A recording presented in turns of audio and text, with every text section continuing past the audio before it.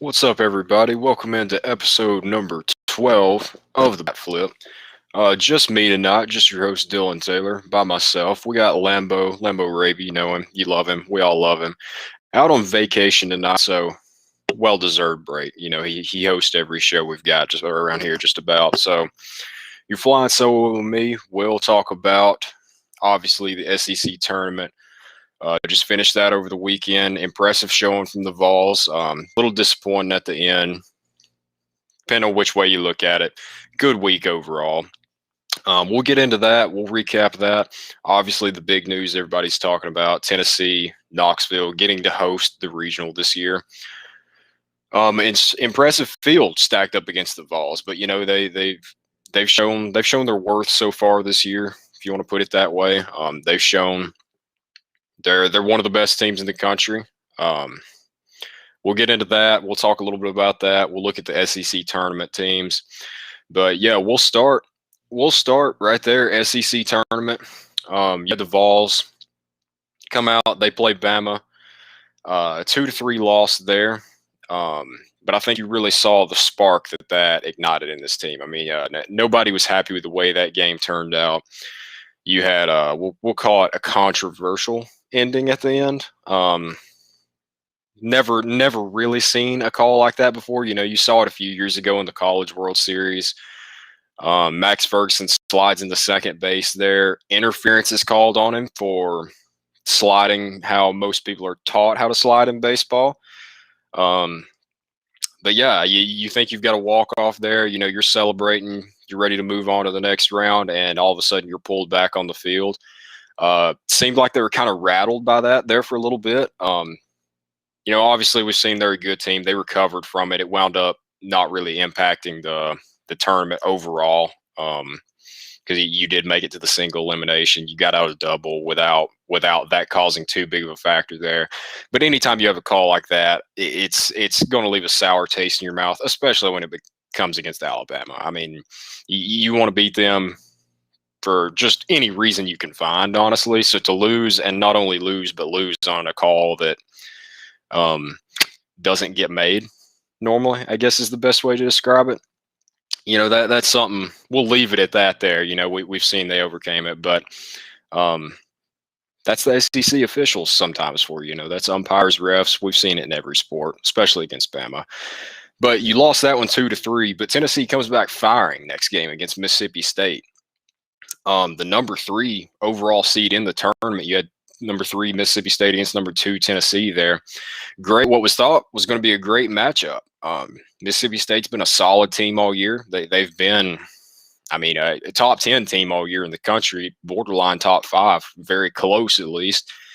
They had a rough go in the first game, which dropped them to the losers bracket with Tennessee, and they got pounded. I mean, Tennessee showed up to play. That fire, I guess, anger from the day before with how things turned out. We saw the Vols flip that switch then, just pounded Mississippi State 12-2, ended the game early. Run rule, obviously, in the tournament. I mean, impressive showing there overall. Not anything you complain right there. Your lineup showed, your pitching staff showed. And what I loved about that game is the Vols got big hits against Mississippi State's best pitchers. Now, you can say what you want about throwing starters in out of the bullpen in a game like that. I mean, Mississippi State was never in danger of missing the tournament, anything like that. Now, we'll see how they perform, what the regional, what that status looks like. But they were never, if they lost how they did, which obviously they did, that was never going to kick them out of the tournament, anything. So you kind of saw some of their starters, more of their guys they depend on there in the end, pulling them out of the bullpen, getting them some work. And Tennessee still teed off on a lot of their top-notch guys there. So that was impressive, and you wondered, after a big game like that, you've got Bama coming up again. You've got the team that obviously you don't like. You just lost to in dramatic, controversial fashion. With everything we've seen from this Tennessee team all year, I kind of expected. I don't know about anybody else, and you can drop a comment in here if you kind of expected the same thing. I kind of expected them to come out and destroy Bama. You know, you've always You've got the battered Vol syndrome, is what some people call it. I mean, you're kind of nervous that maybe they don't show up, maybe something happens there. But any Tony Vitello coach team, that's doesn't seem that that's going to be the case as long as he's the man in charge. Hopefully for the rest of time is my hope there. But you come out and you pound Alabama 11-0. Game was never close at all. Really, Alabama never really had any momentum in it whatsoever. It was good to send them packing. I mean, Alabama, not to discredit them, they've got good players. They're a decent team, but they're not in the same league as the Tennessee, Arkansas, Vanderbilt before the tournament, Mississippi State. They just weren't in that upper division all year, but solid team. So to go out there, put the emotions from the first game aside, kind of calm down from the offensive explosion you had the day before and still be able to do it again. Just really impressive there. That sets you up with a showdown with Florida. This one made me kind of nervous just because Florida's a very good team. And you're pitching, you've played 3 games in a row like that. You kind of wonder who you can lean on there. We saw Tony Vitello. We saw the Vols go with Camden Sewell, a guy who's mainly been used out of the bullpen. I know he started a few midweek games all year. A guy that on our previous episodes, I was really looking forward to seeing him get some more work. I think he's a junior. You think he's going to come back next year, obviously. If he's putting on a performance like that, he's going to have an increased role next year, almost assuredly. So kind of nervous because you haven't really seen him in that scenario before. But I mean, my goodness, if we normally do MVPs on this show, who stood out, who impressed. Mine, I think the discussion ends there right with Camden Sewell. I mean, he pitched 6 innings, 2 hits, 6 strikeouts, didn't allow a run against, like I said, a Florida team that I think could make some noise in the NCAA tournament. They're a traditional power. I mean, Florida's always kind of there. The preseason #1 team in the country. Now, overranked a little bit. It hasn't really panned out that way for them, but they were in the SEC East hunt until the end of the year. So, I mean, definitely a solid team. You see Camden Sewell's going to start right before the game, and you're like, is this going to be a bullpen heavy day? You've seen in the MLB with guys like, I know the Rays a couple years ago starting an opener, then getting into the bullpen. Kind of figured it would be that. But, I mean, Camden Sewell comes out and is dominating. I mean, he 2 hits the whole 6 innings he was in there. Why take him out? If he's performing like that, never really looked like he was in trouble either against a good Florida lineup. It's kind of one of those quiet domination you hear about. 6 strikeouts in 6 innings. That's not going to blow anybody away really, but I mean, it's efficiency. So I was very impressed with Camden Sewell. Love the way he pitches too. He's just pitch, get back on the mound. There's no walking around, compose yourself, anything like that. His best way of going about it is just get right on the mound, and his next pitch, he's ready to go. They've got pitch clock in the MLB now. Guarantee you don't have to worry about that with Camden Sewell. That's not an issue at all with that kid. So you beat Florida 4-0. That sets you up with the matchup that everybody anticipated. Ever since that weekend in Knoxville towards the end of the year when you had the Razorbacks and one run decided that series pretty much. You showed that you belong in that upper division of college baseball in the upper echelon. You had that rematch. We kind of wanted to see it. I wanted to see us play Arkansas again. Some people wanted Vandy, but as Arkansas and Ole Miss were playing, I see some people that wanted Ole Miss to beat Arkansas, and that would set up our matchup. And I get that. Like, Ole Miss is a good team too, not taking anything away from them. But I kind of want to beat the best. I mean, a win against Ole Miss, yeah, you win the tournament. That's nice, everything. To me, though, in the grand scheme, yeah, you want to win the tournament, but that's not. If you lose that game, if Tennessee did a Mississippi State, lost the first 2 games. It's fun. It's a good environment in Hoover, but it wasn't really going to impact this team much. You thought you would probably already be hosting a regional, which you've since found out you are. So my way of looking at it is you're there, Arkansas is there, go ahead and play again. Like if you lose, that's not going to hurt you in any way. To me, maybe it fires up the boys even more. Maybe Tony Vitello, which he came out and said it wasn't a fun bus ride home for him at all. Which, I mean, you've got to figure with the fireworks you saw earlier this year between the two teams after the game with Van Horn.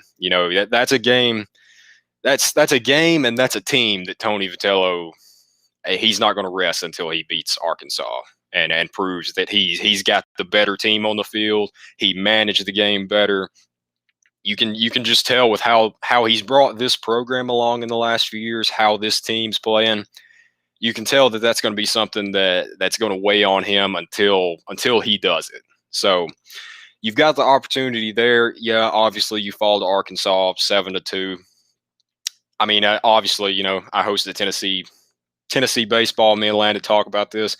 I've said Arkansas is the best team in the country for the last, I don't know, couple months now. I mean, ever since us and Vandy played, I thought Arkansas was still a rung above us, and they've proven it. I mean, you don't like saying it. You've seen the season Tennessee's had so far. Yeah, we're one of the best teams in the country, but until anybody knocks off Arkansas right now, I mean, they've done everything to deserve it so far. That's why personally I want to play them again. I'd play them again this opening round if the fans decided to match up. But I mean, you lost 7-2 there.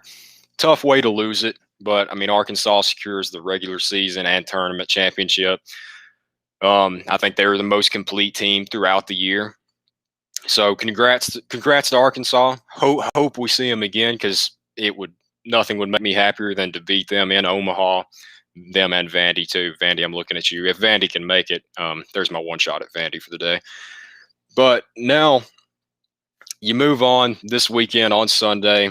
You have Monday, Sunday or Monday, can't remember. You have the regional selection show, the NCAA tournament selection show. Tennessee awarded the number 3 national seed. Arkansas number 1. You had Vandy in the mix as well. Tennessee, Texas. But Tennessee secures the number 3 national seed. Means we also normally if you're in the top 16 there, you're going to host a regional. So you've got the Knoxville Regional coming up this weekend. Tennessee's first time getting to host one of those since 2005. I mean, I was in kindergarten then. I don't remember that, honestly. So just shows 16 years later where Vitello's got this program in only 4 years since he's taken over.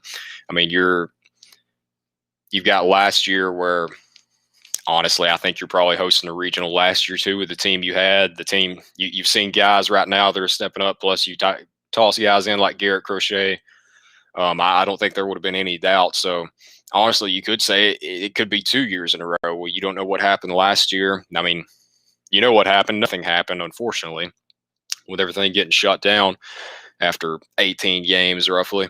But this year, you've got the Knoxville Regional coming up this weekend. Tennessee with a tough draw. I mean, I mentioned it opening up the show. You've got Tennessee's the number 1 seed, Duke, the ACC tournament championship or ACC tournament champions coming right off that this weekend. The number 2 seed sitting at 32-20. Pretty solid team there. Obviously, they're hot right now. I don't think they were the best team in the ACC all year, but they're hot at the right time. So, honestly, that's all it takes. I mean, they get a tournament championship now. Number 3, you've got Liberty, 39-14 on the year. I know the 11.7 college baseball, their rankings. I know they've had Liberty. I've been watching their mid-major rankings all the year. I go to MTSU, so. You've got the Blue Raiders. You've got Charlotte in the mix as well, Louisiana Tech. So I've kind of been watching those rankings all year, and Liberty's been at the top or not at the top, close to the top for a while now. I think in their latest rankings, they were the number 1 mid-major. So you've got that coming in at a number 3 seed in your regional. That's dangerous there. I mean, the Flames are playing great baseball right now as well. And then the number 4 seed is a team that you're familiar with. I mean, they came before the season was shut down last year. They came into Knoxville and beat you in a series. That's Wright State. At number 4, they're 35-11. The highest scoring team in the country out of anybody. They put up the most runs. Now their pitching staff isn't as solid, but any team that leads the country in runs, obviously that's just theirs. I mean, that's no other way to put it. That's a team you got to watch out for. I'm not as worried. We'll get into the matchup there, I guess, that's coming up Friday night against Wright State. Just to kind of close us out here, it is double elimination first off. So it's not, I mean, baseball's weird. It's a funky game. You know, you show up or you don't show up for one game, and that's all the difference. So double elimination, I think that should make everybody feel a little bit better there. Especially knowing it's a team that you lost to last year. Now, Wright State's not anywhere on Tennessee's level. No. I mean, that's why you're the number one seed playing against the number 4 seed. Now, I mean, you ask most of the national media members they're tweeting about it. I mean, if you follow college baseball, you probably saw it this weekend, talking about how that's a tough draw. The Knoxville Regional may be the most stacked regional out there. But you've got Wright State. Tennessee's proven that they can score this year. Now, sure, there's a few games here and there where either the offense just isn't clicking, the opposing pitching staff's kind of shutting you down. I mean, that's going to happen. I mean, Tennessee's played, 61 games on the year so far. You're not going to get 15 runs every game. It's not going to happen. So everybody's kind of worried about that first round matchup with Wright State. I'm not as much personally, just because, like I said, it is double elimination. I think Tennessee can hit Wright State. I think they can rough their staff up pretty good. Wright State, they talk about you tune into SEC Network, you tune into any SEC baseball series, and you talk about how it's the best conference out there. You're facing the best competition. Seems like we hear that in every sport about the SEC, and it's year in and year out. It's true. You come here to prepare yourself for the next level because you're playing against guys that are going to be on the next level. So you're worried about Wright State, but they're not playing Vandy every weekend. They're not playing Arkansas. They're not playing Florida.